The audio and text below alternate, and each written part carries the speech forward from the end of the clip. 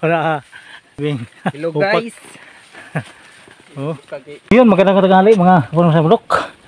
So dito na tayo sa bukid mga kapurmas, sa ating mga abakahan mga kapurmas. May nangunguha kanina ng upak ng abaka mga kapurmas, or umbak ng abaka mga kapurmas sa bulok. So ito ay wis ng abaka mga kapurmas, pero binibili ito mga kapurmas sa hindi gaano naman kamahalan ng halaga mga kapurmas, sa bawat kilo mga kapurmas, mga 14 pesos per kilo mga kapurmas. So itong 14 per kilo mga kapurmas, nakakatulong ito sa mga bata, lalong-lalo na sa mga bata nga na nag-aaral mga kapurmas. Pag wala silang pasok mga kapurmas, makyat sila dito sa bukid, manguha sila ng upak ng abaka or umbak ang tawag sa amin mga kapurmas, umbak ng abaka mga kapurmas. So agad-agad mga kapurmas, pag hindi mabasa yung umbak na or upak, pagbaba nila mga kapurmas, pwede na yun benta mga kapurmas per kilo mga kapurmas. So ang per kilo mga kapurmas 14 pesos per kilo. So malaking tulong sa mga bata, lalo na sa mga nag-aaral mga kapurmas. Sa may-ari naman ng mga abaka mga kapurmas, so mayroon namang nagbabawal sila sa pagkuha ng upak ng abaka, yung wis ng abaka na nakatayo pa. Hindi yung hinarbisa na mga kapurmas, yung wis na hindi, yung nakatayo pa, yung matibay pa na upak or umbak ang tawag dito sa amin mga kapurmas.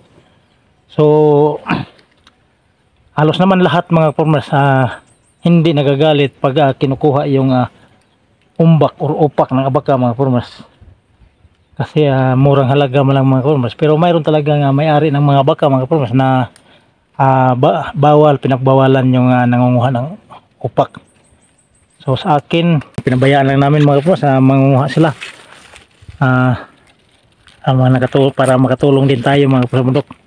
Maaga sila kanina mga kapurmas, ating natagpuan sila dito sa bukid, tanghali na mga alas 10 na mga kapurmas ngayon ng umaga. So sila pababa na, pero marami na silang dala mga kapurmas.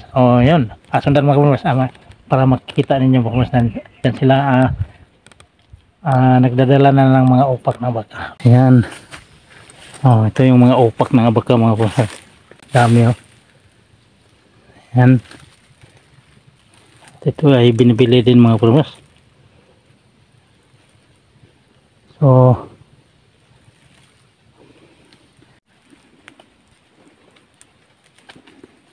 ayan mga kapurmas, ang upak ng ating abaka mga kapurmas. Marami mga kapurmas. May nangunguha mga kapurmas kasi binta ito kilo por kilo mga kapurmas. So nakakatulong na sa mga ating mga estudyante mga kapurmas. Yan so mag-usapan natin mga kapurmas ang gamit nitong upak ng abaka. Maraming gamit ito mga kapurmas. Ginagawa na itong crop mga kapurmas. Pwede gawing bag, pwede gawing sinilas pang bahay, pwede maraming pwedeng magawa dito sa upak ng abaka mga kapurmas. Yun ang binibili na ito, matagal na ito binibili mga kapurmas, bundok upak ng abaka. Yung pure na abaka, pure na inusan na abaka mga kapurmas, yun talagang pwede gawing pera mga kapurmas, bundok. Yun, kahit upak ay binibili na. So matagal-tagal na itong mga kapurmas na binibili itong upak. Kinukumpra ito sa syudad mga kapurmas, doon sa mga gawaan ng sinilas, bag, no? Kung ano-ano pa nga pwede gawin mga kapurmas, basket, pwede siyang gawing basket mga kapurmas. So yun ang mga produkto na buhat sa abaka mga kapurmas, manok. Grabe. Hello guys. Kaki kuanan huwag anang tigom ni ron ang daghanan Okay, thank you.